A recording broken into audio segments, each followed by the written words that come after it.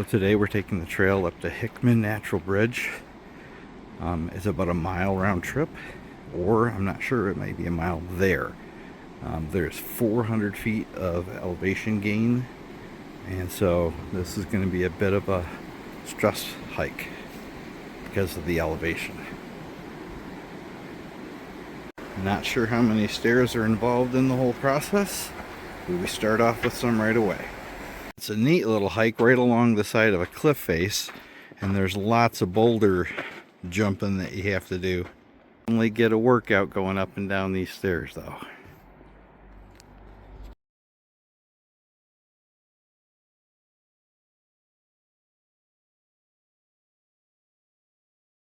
So after climbing a boatload of steps, going up 150 feet or so, the trail diverts. We're headed to the Natural Bridge, and that goes up again. Got to go up to the top of this climb here again. Not sure what we're going to see on the other side. You get to the top of first level, you got to keep going up, and you're in a field of basalt. These black volcanic rocks that were dragged here because they're rounded. They've been rolling through water at some time. We're getting close to the halfway point. It is definitely a mile out and a mile back. It's a moderate hike according to the charts, and I agree with that totally. It's definitely a long way up in thin air. Walk all the way up, and then you get to the top and they make you walk down again. So just when you think the whole return trip is going to be going downhill, they had to do this to you. Cruel. After you come downhill, you go into a very sandy area. It's a wash, and it's interesting. Completely different kind of trail. So after you come out of the sandy wash, you start going up again, and you get to a natural bridge. Hopefully this isn't the one. It's supposed to be a lot bigger than this. There it is. You can see the person in pink to show you some perspective how big it is. So we're under the bridge. I would say it's about 40 to 50 feet above us.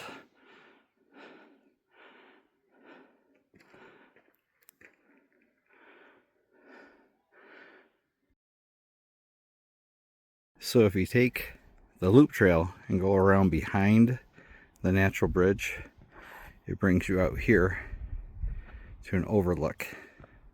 That's pretty sweet. So we're on our way down from Hickman Natural Bridge. It was more of a border between moderate and strenuous, just simply because of all the boulder hopping that we had to do. A lot of tricky footwork, easy to lose the trail.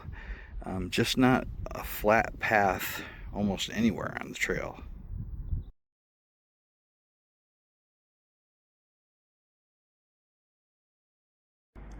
We completed the Hickman Natural Bridge, so now we drove to the Grand Wash Trail.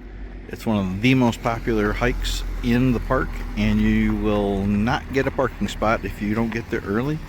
We are probably 200 yards back, and people are lining the road just trying to find a spot to park.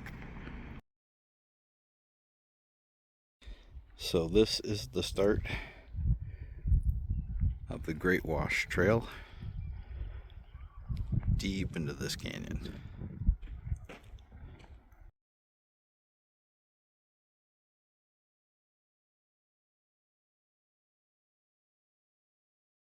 We're expecting the Grand Wash to be fairly similar to the Canyon Gorge Wash trail that we took the other day. It looks like this top trail runs out because people are down walking in the wash below us.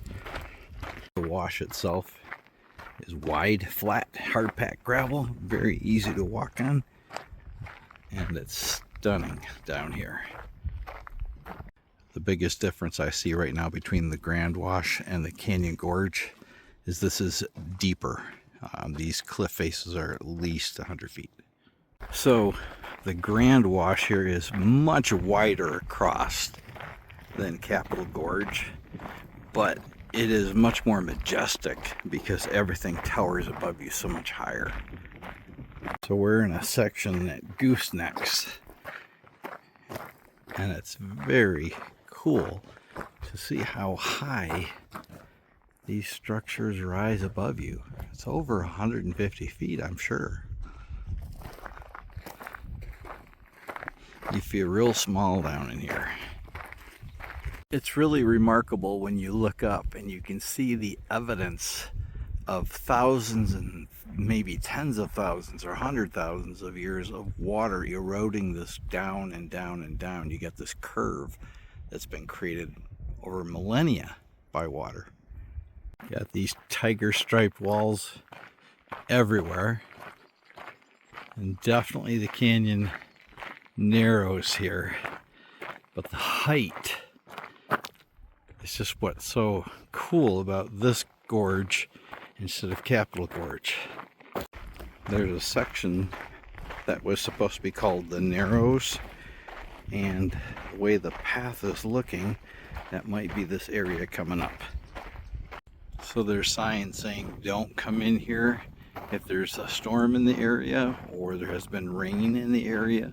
And this is why, because in this narrow area here, you die.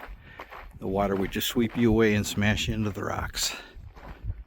I can see why this is the most popular hike in the park. This is just astonishing.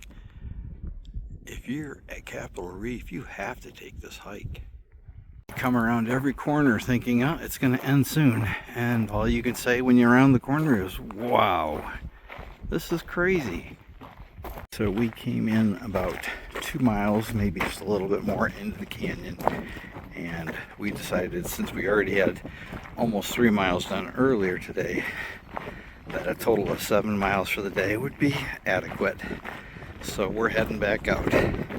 So the Grand Wash Trail, except for a couple spots in the narrow area, is a full sun trail.